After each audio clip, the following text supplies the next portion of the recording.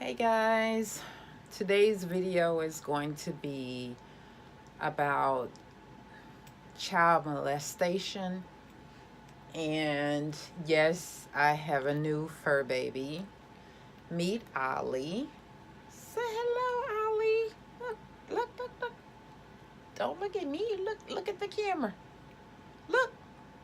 Say hi. She has on her gray dress with the ruffles on the back and the plaid skirt. Say hello. She is 8 months old, and this is my new fur baby. Of course, you guys may remember Rhythm and Blues. I had to take them back because I was supporting my sister who battles skin cancer, and I was at the hospital with her all the time and overnight, and Rhythm and Blues were left alone a lot, and I felt like they were being neglected. So I took them back to the shelter that I adopted them from, and I missed them terribly. So I wanted a new fur baby, and here is Ollie. And she's teething, so she likes to chew on everything. And I bought her a bunch of chewable toys, but she prefers to chew on me. Anyway, the video is kind of a continuation of the last video I made about child abuse and how I was physically and verbally abused by my mom. And, you know, there were a lot of things that went on when I was a child. I mentioned that you all heard me tell you that I have 3 siblings. My mom had 4 girls, no brothers, and I believe that my mom drove my dad away. In the meantime, my mom was all about the streets. She wasn't about her children. I think that once her and my dad separated, I think in my heart of hearts, I honestly feel like she hated us because we looked just like our dad. Well, the 3 of us look just like our dad, and my younger sister I mentioned doesn't look anything like my dad. She favors my mom, but because of the hatred that my mom had for my dad, it spilled off on us. And I was made aware recently from a childhood friend of mine that my dad like stabbed my mom with an axe. I don't remember that because, like I mentioned before, my dad was never violent towards us. My dad was Jehovah's Witness. He didn't celebrate holidays or anything like that, but he was still put up a Christmas tree, a real tree for us, you know, because that's what we wanted. And that's what I remember. I remember my dad sneaking to see us when we were in the backyard playing. He would come to the fence and try to give us money, and my mom would see him and call the police and, you know, basically run him away. And again, he was military, so he couldn't afford to have a police record being in the military. So getting back to child molestation, my mom, again, used to be in the streets. She was all about the streets. Her sisters, her brothers, they were all about clubbing. We would have household parties all the time. We would have back porch parties. I mean, our house was known for them playing cards, frying chicken and fish. And you okay, girl? You okay? And yeah, drinking beer, you know, Stag beer was a favorite. Pink Champagne was a favorite. TJ Swan was a favorite. And I remember my mom, she used to pour Stag beer in our bottles when we were little to make us go to sleep, because she was so busy kicking it and playing cards with her friends and her family that we were a bother to her. So when she wasn't beating us, she was, you know, giving us beer so that we can go to sleep and get out of her damn way so she can continue to kick it.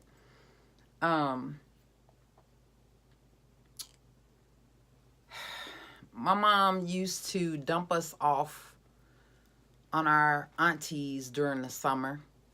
She used to always claim to be sick, and I don't ever remember why she was sick or, you know, what kind of illness she had. But yeah, we were sent off to St. Charles to stay with our auntie for the whole summer, which wasn't pleasant at all. My auntie was mean as hell. Oh my gosh, she was mean.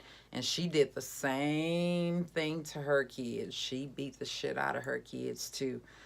The only thing she didn't do to us was beat us, but she made us clean our house with toothbrushes and everything. I mean, it was a certain way we had to clean the steps, a certain way we had to vacuum. I mean, going to my auntie's house was dreadful, but I loved my cousins. So, you know, we didn't have a choice, honestly.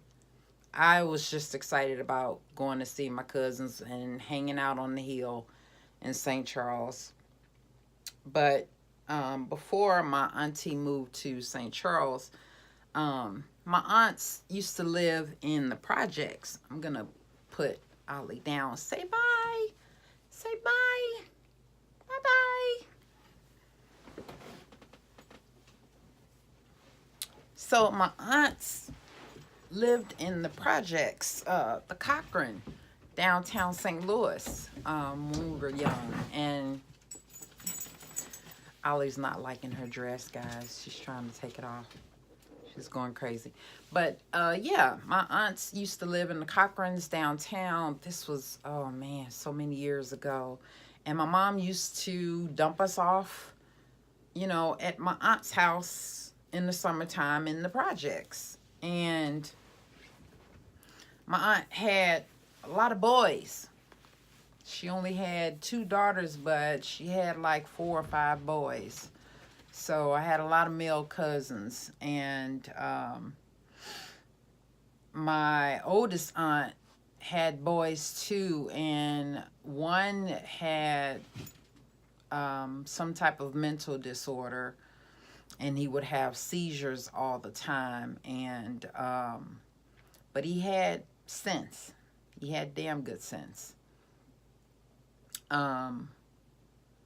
When we were sent to my aunt's house that lived in the Cochrans, 2 of my aunts lived in the Cochrans. But when we were sent there during the summer, my male cousin that used to have seizures used to have the girls line up one at a time.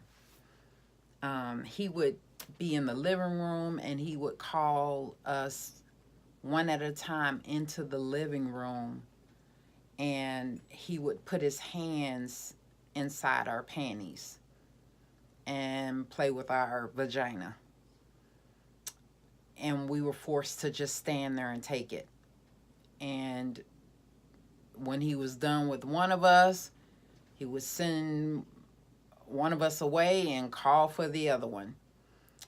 And he did that all the time with us. I mean, it was disgusting. There was nothing we could do. I don't care how much I cried. It did not matter. He would just say, shut up, stand still, and put his hands in my panties and just play with my vagina. And that was normal. At least that's what I thought was normal, because that's what would happen every time we would go to my auntie's house. And I hated him so much. And I was too afraid to tell my mom, and I was too afraid to tell my aunt, because they were some mean bitches. Like I said, my mom beat the hell out of us just because. I mean, after they would kick it and get drunk and pass out, when she woke up eventually the next day and saw the house a mess, she would drag us out of the bed with extension cords and belts and stuff, because her house was dirty, the kitchen was dirty, there were dishes in the sink from them cooking, drinking, and kicking it while we were locked up in the room. We couldn't, eat with them. We had to make sure we were out of the way, locked up in the room. But the next day we would get beat because our house was a mess. So we had to clean up behind a bunch of drunk ass grown-ups. And this was a regular routine. It wasn't just on the weekends. It was all the time. Whenever they felt like having a card party, we knew we were going to get our ass beat, because we had to clean up behind them. But not getting back to that story, but getting back to the molestation. It happened so often that I thought that was a normal thing to do. And every time my mom took me to my aunt's house, took all of us to our aunt's house, I knew what to expect. And every time I saw him, I would just want to throw up. I hate him. And I think he's still alive today. And if I ever saw him, I think I would put a gun to his head and blow his fucking brains out. I honestly think I would. I don't deal with my family, not my aunts, in any way. I tried, but that was an epic fail. So I had nobody to talk to.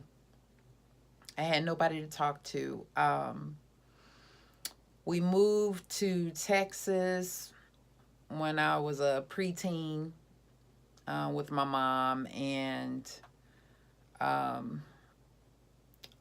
we made friends with our neighbors. One set of neighbors were Mexican, the other set of neighbors were black. And we became friends with both because we were all the same age. My sister over me, she became more friendly with the Mexicans because they used to get high and stuff like that. And then she met some black guy in Texas, and I think he introduced her to cocaine. And so, yeah, she kept running away. And she told my mom that my stepfather molested her. And my mom didn't believe her and beat her and sent her back to St. Louis to live with my dad. Now, I can't say he did, I can't say he didn't, but I know he never messed with me. He never laid a hand on me. He never whipped me. I don't even recall him yelling at me. I do recall him and my mom physically fighting. I do remember my mom throwing and hitting him with a hammer, that old school steel typewriter. She hit him in the head with that.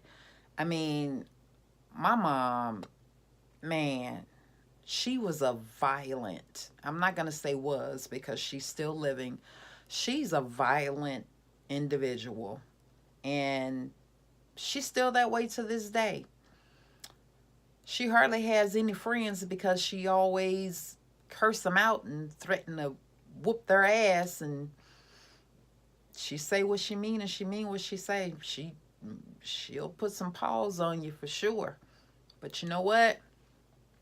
When I became old enough, the last time she tried to put her hands on me, I was in a relationship and I was engaged. And My oldest daughter was 5 years old, so that was probably 22 years ago.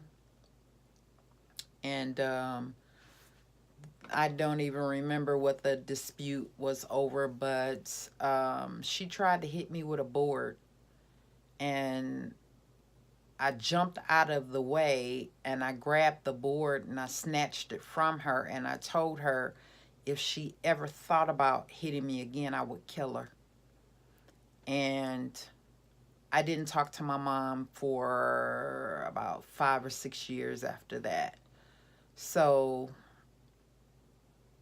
I eventually, started coming back around, and our relationship has never been good. I don't recall my mom ever telling me she loves me until I was in my 30s. And when I was battling cancer, my mom nor my sisters were there for me. Nobody. I went through it alone. The only people that were around me were my therapist, Christy, my girlfriend, my sister from cosmetology school, and there were a few other people, the state workers from Illinois who would have to come and bathe me and everything, but this video is not about that. But getting back to, and this is a long video, getting back to when we were living in Texas, our black neighbors had two brothers. And, as little girls, when you meet friends, you want to stay the night, you want to have fun. And when you're having fun, you never want it to stop. So my sister and I would stay the night. And while we stayed the night, one night I was sleeping in the bed with my friend, and her oldest brother, now keep in mind, he was in college and I was in junior high school. Yeah, I was in junior high school and he was in college. So, no, I don't even think I was in junior high school, because I don't even think I had a period at the time. But anyway, while I was sleeping with my friend, he would sneak and come and get me out of the bed, and I didn't know what was going on, and he would just, wake me up and hold my hand and tell me to go with him.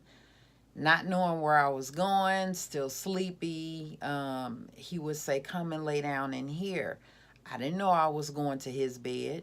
Anyway, he pulled me in his bed and started fondling me, and then he had sex with me.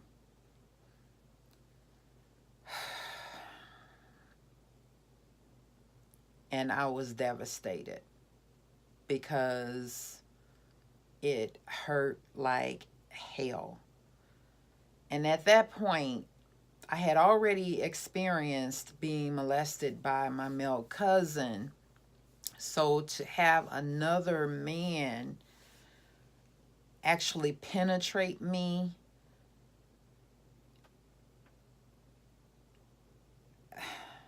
I was a little girl.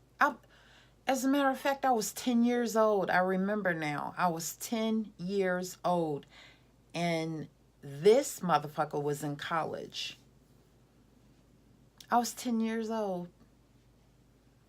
And I was so scared after he had sex with me that I ran back and got in the bed with my friend, and our relationship was never the same. I was afraid to go to her house anymore, and she couldn't understand why. And every time I saw her brother, I would run and go home. And he would always smile at me. Every time he saw me, he would smile at me and like lick his lips, which was disgusting. So he went off to college, and I started back going over my friend's house, and I had no idea that one night we stayed the night again, and he came home by surprise. And when he came home, you know, everybody was happy to see him, but I was ready to go home. I mean, I live right next door. I was like, you know, I want to go home. I want to go home. And my girlfriend, she was like, no, I want you to stay. She started crying. I started crying. I couldn't tell her why I couldn't stay, but she begged and pleaded, you know, that I stayed. And he was playing basketball in college, and I think he was there on a scholarship, and they were about to try to enlist him or something like, I don't know. They were scouting for him or something like that. I didn't quite understand because, again, I was 10 years old. But anyway, I decided to go ahead and stay the night, and I figured he's not going to mess with me now, you know, because, yeah, I know better now. He's not going to mess with me now. Unfortunately, everybody went to bed, and the same routine. He pulled me out of the bed. This time I tried to fight him back and woke up his sister, and she didn't know what was going on, but I was crying, and the sister was like, leave her alone. She thought he was just playing, you know, with us and harassing us or whatever. And he left me alone until everybody went back to sleep, and then while I was asleep, he came and got me again and covered my mouth. So I couldn't fight him off. I was only 10 years old, could not fight him off, and he dragged me into the room, into his room, with his brother in the room, and raped me. While his brother watched. I don't know if his brother was afraid of him, but yep. He raped me in front of his brother. And when he got through with me, I didn't even get my stuff. I just ran home.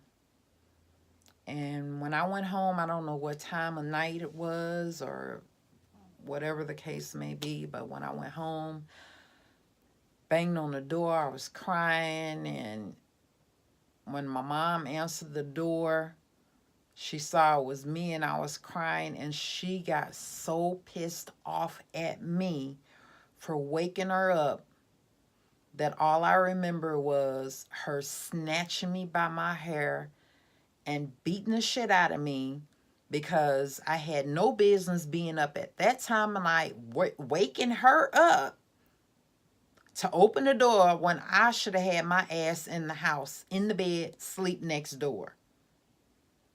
So not only did I get raped that night, but I got beat up by my mom. So I couldn't even tell her I just got raped. Just like when I was 17 and got raped and came home all bloody, face swollen and scarred up and everything. And I actually told her that I was raped, and she got mad at me, and she was like, your ass just out there being fast like your sisters. You always want to be in fucking streets. She did not believe me, and the police came to the house to get me, to take me to the hospital so that they can do a rape kit on me. And I don't know if I said this in the last video or not, but she refused to let me go. because the only thing she wanted was the money. She figured, okay, Sheila's going to have a baby. That means she's going to get a check and some food stamps. And that's all she wanted me for. My check and the food stamps. Didn't give a fuck about me. Or the fact that, of course, I didn't know I was pregnant at the time. But as I started, growing, as my belly started growing, that's when I found out I was pregnant. Didn't know anything about it. Hell, I didn't know anything about sex.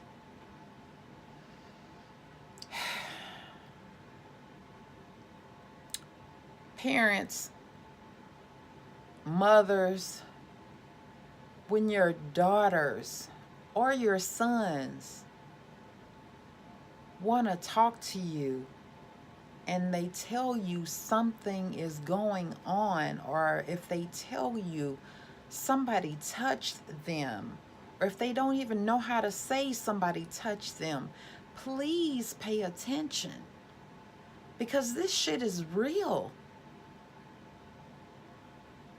I'm 47 years old, so I guess that was the common thing to happen within families, in black families back in the day.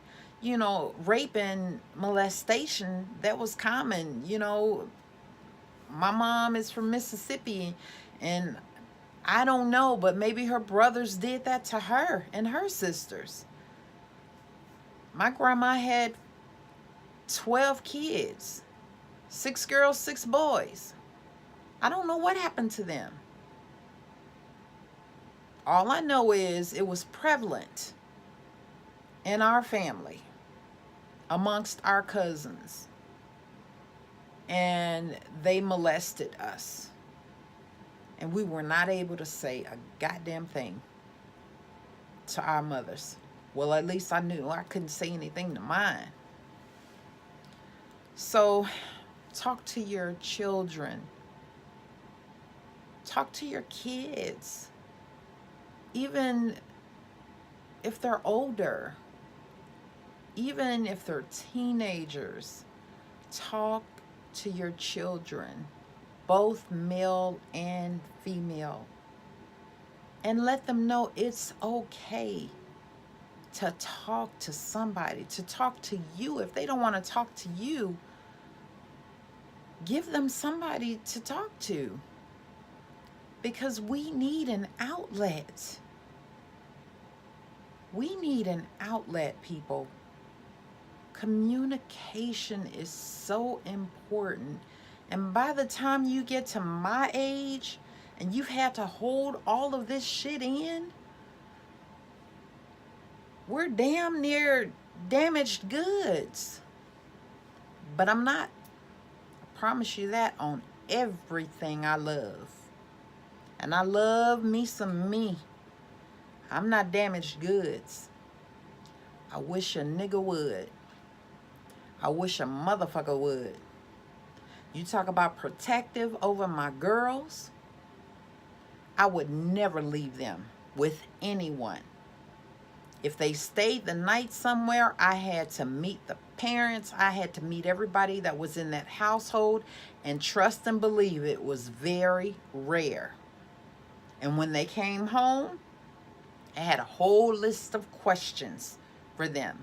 I made sure they knew that they can talk to their mom. So yes, my children were spoiled. Yes, I was overbearing. Yes, I was overprotective, because I didn't want what happened to me to happen to them. And if anything ever happened to them, they never told me. I never knew, because I would be serving some time. I promise you that. Because whoever would have even thought to touch my children would be dead on everything I love.